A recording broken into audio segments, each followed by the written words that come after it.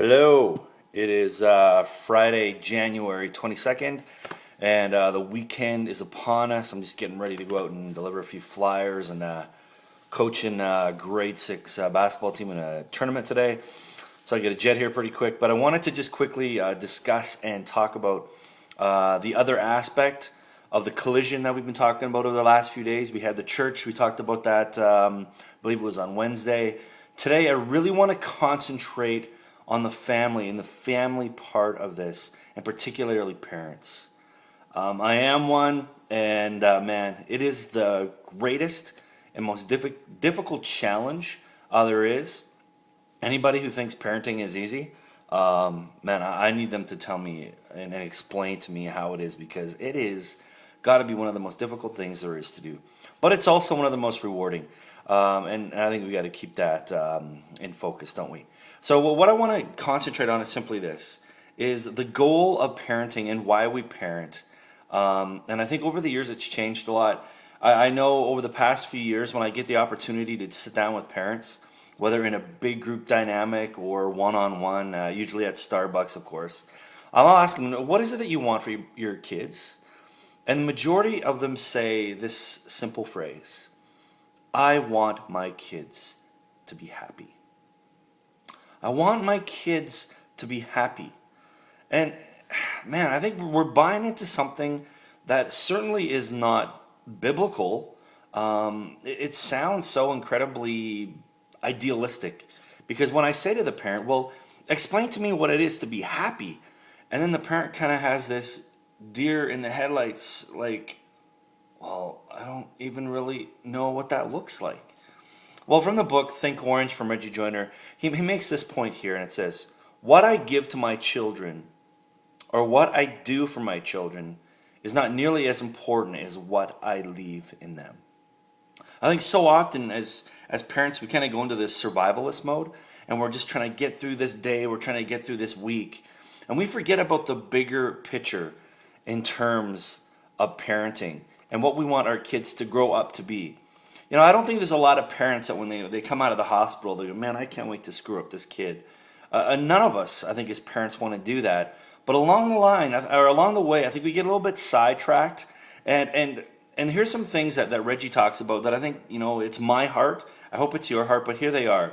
What matters more than anything is that my kids have an authentic relationship with God. I think parents would say that is true. That is what we want for our kids. Those within the church, and even for some without, who are done with the institution of what church is all about. And we talked a bit about that on Wednesday. Another thing that he says is key is this: all my children need to know is that I will never stop pursuing them or fighting for a right relationship with them.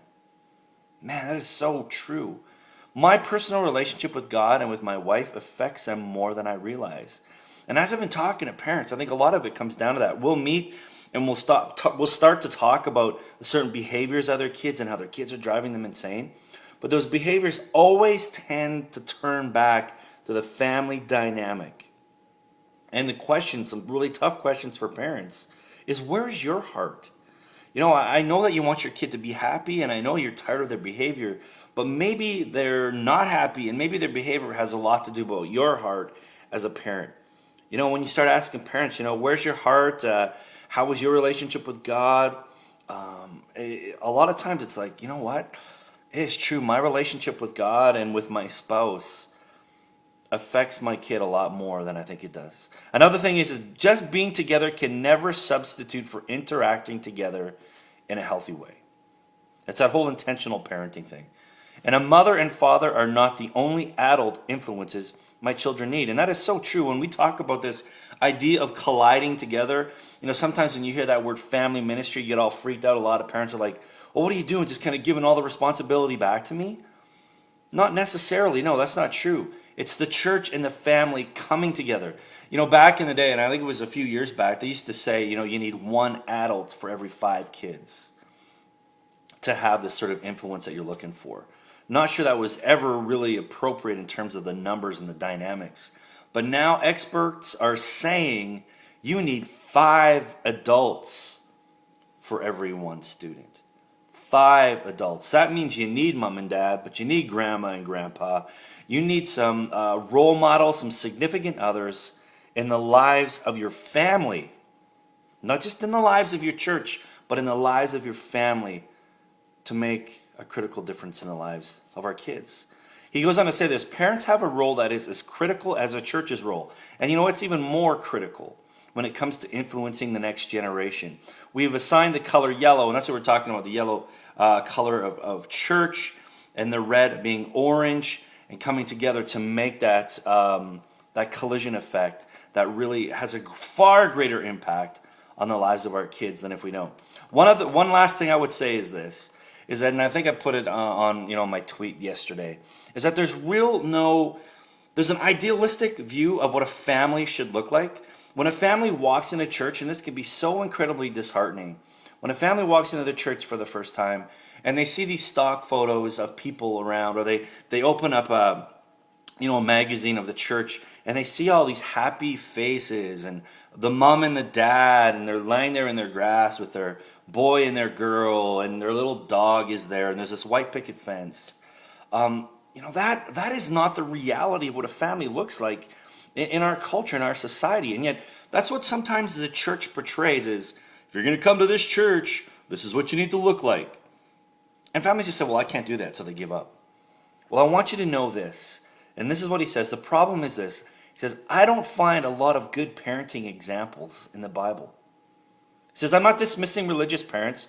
I'm sure the Pharisees would have made great revolutionary parents and could have been extremely focused on their families. But I've searched for them, but I just can't find any paragons of parenting in Scripture. Now, the Bible certainly lends advice about parenting, and there are a number of universal principles that we should apply as parents. But you have a hard time convincing me that David, Noah, Eli was an exceptional parent.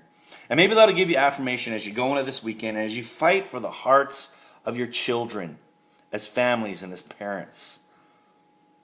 Do what you can. Be intentional. Spend that time, quality and quantity together. And hey, you know what? Just work it out as you go. Continue to come back. Continue to look at this. Comment. Give your viewpoints, your opinions. You can always get a hold of me at cscchurch.ca. Anyway, have yourself an awesome weekend. Got to head out now. And be blessed. And we'll see you on Monday. Ciao.